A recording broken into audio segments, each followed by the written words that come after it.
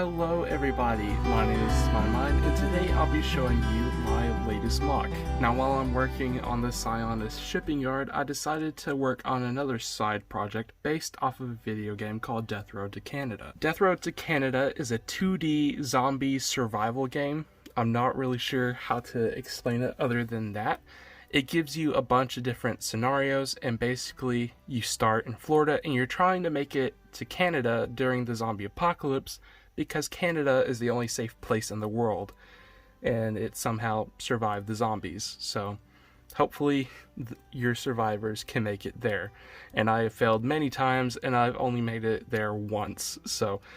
But it is a really fun game, and I decided to make a MOC based off of one of the scenarios.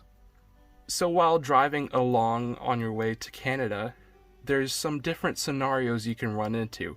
Whether one of your survivors gets attacked by a feral cat, because apparently those are a thing in the post-apocalypse world.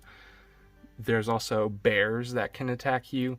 And this scenario, which is bandits, they can set up a blockade and stop your vehicle, and they'll basically want to take half your supplies. So that is food, fuel, ammo, and medical supplies.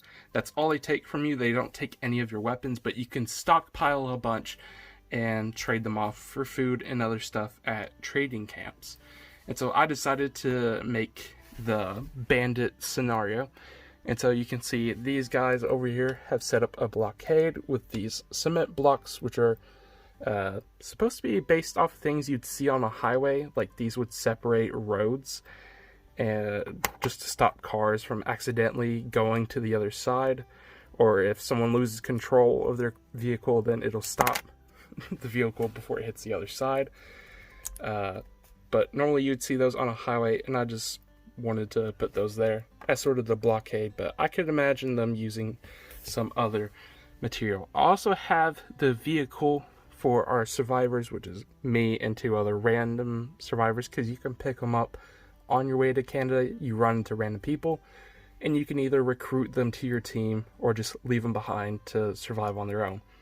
And so I decided to make an older truck, which I'll give you a look at later in this video as a closer look.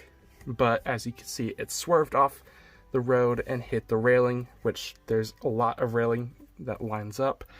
And I decided to use these bar pieces because I thought that would look really good. And I think that matches the sort of metal railings you'd see along highways or roads. And I did think about raising this up by about a plate, but I did try that, and I didn't like how it looked, so I decided to leave it just at the length it is, though it is very short compared to a vehicle. In the game, you'll get a few options. You can either attack the bandits and risk one of your survivors getting hurt, which that happens most of the time with me, or you can give them half of your supplies, or you can ram the truck or whatever vehicle you are in into their barricade, and again risk one of your survivors getting hurt and possibly dying, which has happened to me quite a bit. But I still like playing with those scenarios, and most of the time I'll try and fight, which normally doesn't work out. But I also have this bit of greenery, which you'll see in the highway area. Whenever your car is driving from one place to the other, you'll just see this tree line. And so I decided to add that to this side so I could get some nice shots, and I thought it would look good in the background, especially with some fall colors, since it is November right now, and most of the time it is around fall in the game. And then I also have this road sign over there, which says Crater Road, and I stole that off of the Molten Man set from the Spider-Man Far From Home wave, and I thought that looked really good. I also have some palm leaves in the background, just to, I guess, pretend to be small pine trees, or whatever type of trees would be in that shape. I just thought that looked good. And of course you had some random flowers growing around there, as well as some weeds and all that stuff. But that's pretty much it for the road. All of it is studs on the side construction. I did get some inspiration from Bevan's Bricks by their Mills road plates, which I'll leave in the iCard right about here. And so you can check his videos out on that. But this is all studs on the side, so, and this is just plates for the little yellow lines, as well as the whole greenery section is studs on the side. I just have some Erling bricks facing up.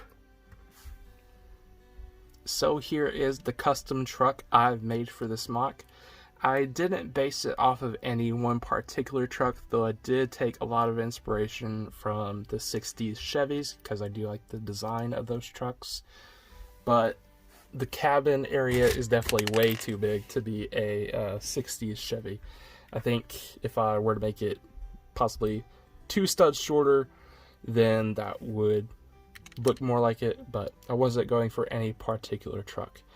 So in the back, I wanted to have an older look, and maybe the sides had wood paneling up just to stop anything from falling out, and so that's why I have these bits of brown tiles on the back, as well as all their cargo, well, most of it, but you'll see some weapons on the cabin area. So I have food right here, I have a fuel tank, which they can use to refuel the truck if need be, or they can fill it up at a rest stop or a gas station if they come across one and it still has fuel. There's some apples, chicken, and there's another crate below that which has a bunch of sausages or hot dogs, and of course there's a barrel with a fish, as well as another seat in the background because I included 3 survivors.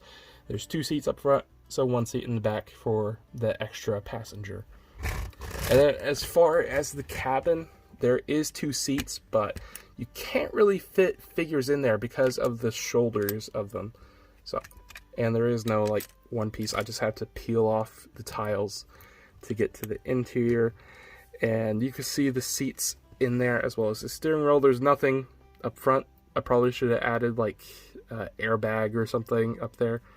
And you can see some weapons in the back, which are stored behind the seats, so that'd be a bit more storage, where they could just throw whatever weapons they come across, whether it be like tools or something they find in maybe like a rest stop, or if they go into a kitchen and find a few knives, because there is a lot of places you can scavenge in the game.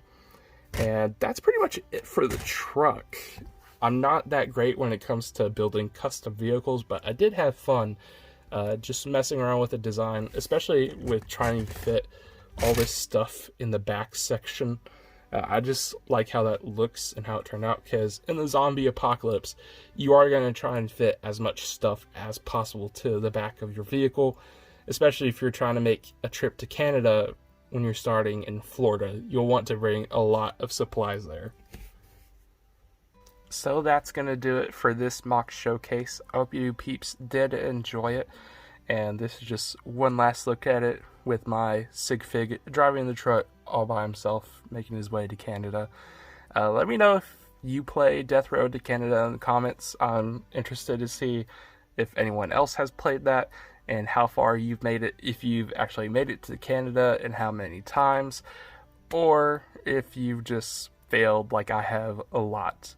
But let me know your thoughts on this MOC in the comments down below. Leave a like if you did enjoy. Be sure to subscribe if you haven't already. Leave a dislike if you didn't enjoy. And I'll see you in the next video. Bye-bye.